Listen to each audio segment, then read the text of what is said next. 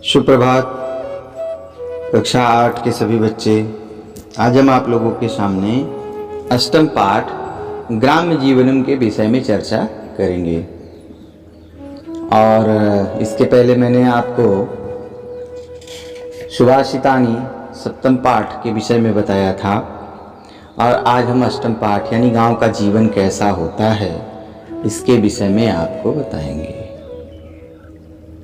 ग्राम्य जीवन, इस पाठ से हमें गांव का जीवन कैसा होता है इसकी शिक्षा मिलती है। कहते हैं ग्राम्य जीवनम सुव्यवस्थितम भवति। गांव का जीवन बहुत ही सुव्यवस्थित होता है। अग्रामे प्रायेण सर्वे स्वस्थाः भवन्ति। गांव के लोग प्रायः स्वस्थ होते हैं। वनेषु नगरेषु च तथा जीवनम भवति। वनों और जंगलों और नगरों में ऐसे जीवन नहीं पाए जाते। कहते हैं वस्तुतः ग्राम वन नगरियों मध्ये सन्ति। वैसे तो गांव वन और नगर दोनों के बीच में होता है। कहते हैं ग्रामीणाः जनाः प्रायेण कृषिबलाः भवन्ति। गांव के लोग ज़्यादातर खेती का कार्य करते हैं। और तेच प्रातः कालात् सायं वारिडा पुरडा कुल्याः भवति। तेच प्रातः कालात् सायं यावत् क्षेत्रेषु कर्मं कुर्वन्ति। यानी गांव के लोग प्रायः कृषि का कार्य करते हैं और खेतों के चारों तरफ खेतों में जाकर सुबह से लेकर शाम तक कार्य करते हैं। और कहते हैं कि क्षेत्राणि शेक्तुम वारडा पुरडा कुल्याः भवन्ति। यानी खेतों के चारों ओर क्यारियां बनाते हैं। कृषिका क्षेत्राणि हलेन कर्षन्ति। और खेतों में हल चलाते हैं। कुल्या जलेन तानि सिंचति तत्र बीजानि वपन्ति च। और खेतों में हल चलाते हैं, उसके बाद नहरों के जल से क्यारियों के जल से खेत को सींचते हैं और बीजों को बोते हैं। आगे कहते हैं ग्रामान परितः सस्य श्यामला धरित्री राजते। गांव के चारों तरफ हरी भरी हरित भूमि दिखाई देती है। परिश्रमशीलाः ग्रामीणाः धन्यादिकम उत्पादयन्ति। और मेहनत के बल पर लोग धन धान्य उत्पन्न करते हैं। फिर वैज्ञानिकों उपकरणानां साहाय्येन इदानीं कृषि व्यवसाय लाभप्रदः संजातः। कहते हैं परिश्रमशील ग्रामीण लोग धन धान्य उत्पन्न करते हैं। वैज्ञानिक उपकरणों की सहायता से अब कृषि व्यवस्था लाभप्रद हो गई है। उसके बाद कहते हैं ग्राम पथिका नाम गोपाला नाम च संगीतेन हृदयम प्रसन्नम भवति। गांव के पथिकों और गोपालकों की आने जाने वाली लोगों की संगीत जो है वह हृदय को बहुत ही प्रसन्न करते हैं। वृक्षा निस्वार्थमेव फलम छाया च प्रयच्छति। गांव वृक्ष जो है पेड़ बिना किसी स्वार्थ के फल और छाया देते हैं।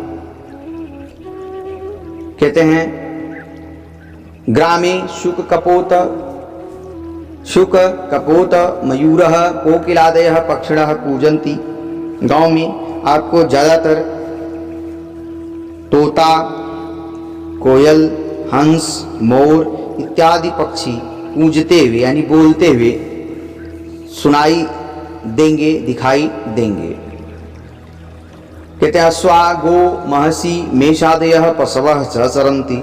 हिरण, गाय, भैंस, बकरी आदि पशु अपनी इच्छा से इधर उधर टहलकर चलते हैं।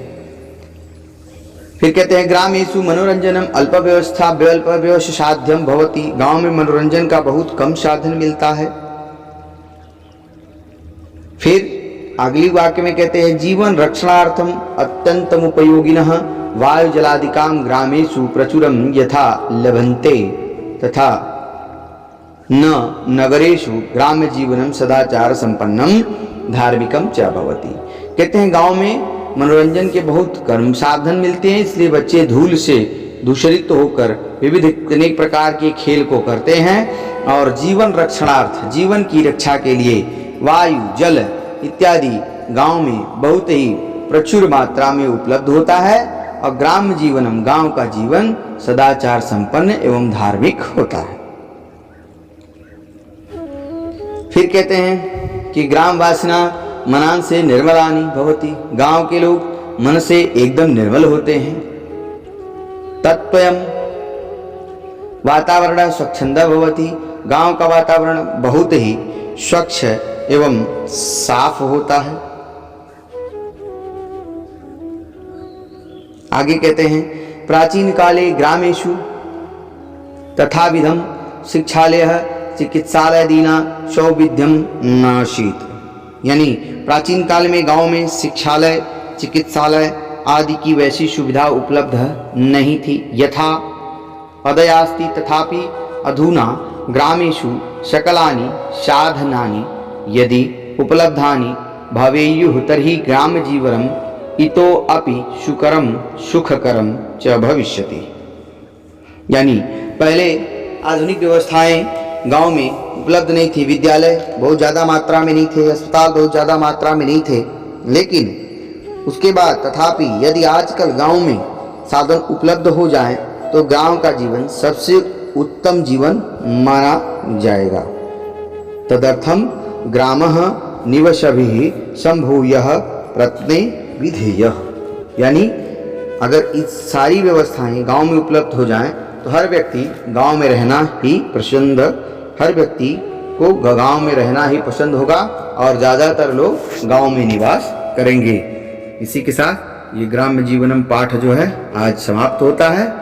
आज आप इस पाठ को आप लोग सभी लोग मिलकर सुनेंगे और सुनने के उपरांत इसको अपनी उत्तर पुस्तिका में इसका अर्थ लिखेंगे।